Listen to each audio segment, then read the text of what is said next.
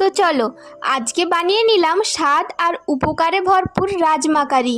রাজমাগুলো কালকে রাত থেকে ভিজিয়ে রেখেছিলাম, দেখো এভাবে এরকম ফুলে উঠবে রাজমাগুলো। আর ওর গ্রেভিতে যদি আলু সেদ্ধ ম্যাশ করে দেওয়া হয় সেটা আরও গ্রেভিটা সুন্দর হবে। তাই আমি দুটো ছোট ছোট সাইজের আলু এভাবে কেটে নিয়েছিলাম।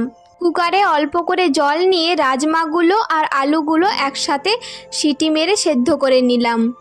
কুকারের দুটো সিটিতেই একদম ভালোভাবে সেদ্ধ হয়ে গেছে। দেখো রাজমাগুলো কত সুন্দর সেদ্ধ হয়ে গেছে, আর সমানভাবে সুন্দরভাবে আলুগুলোও সেদ্ধ হয়ে গেছে। তারপর শুকনো গরম কড়াতে কিছুটা তেল দিয়ে একটা শুকনো লঙ্কা আর গোটা গরম মশলা আর হলুদ দিয়ে নিলাম। তারপর ওর উপর দিয়ে দিলাম ঝুনো করে রাখা আদাগুলো। আদাটা কিছুটা ব্রাউন কালার হয়ে এলে দিয়ে দিলাম ওতে টমেটো পিউরি।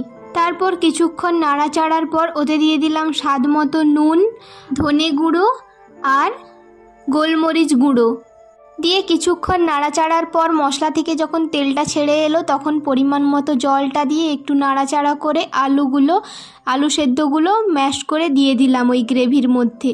ম্যাশ করা আলুগুলো গ্রেভির সঙ্গে মেশানোর পর তারপরে এক এক করে রাজমাগুলো দিয়ে দিলাম। তারপর ভালোভাবে একসঙ্গে সব কিছু কষানো হয়ে গেলে সুন্দর করে যেই জলটাতে রাজমাগুলো সেদ্ধ করেছিলাম ওই জলটাই গ্রেভির সঙ্গে অ্যাড করলাম, কেন কি এতে টেস্ট আরও বাড়ে। তোমরা চাইলে আলাদা জলও ইউজ করতে পারো। তারপর কিছুক্ষণ ফুটে এলে ওতে অ্যাড করলাম 1 চামচ বাটার, তোমরা চাইলে ঘিও অ্যাড করতে পারো। দিয়ে এটা গরম গরম রুটির সঙ্গেও খাওয়া হবে আর ভাতের সঙ্গেও খেতে দারুণ লাগবে। আজ তাহলে চললাম, দেখা হচ্ছে নেক্সট ভিডিওতে। বাই।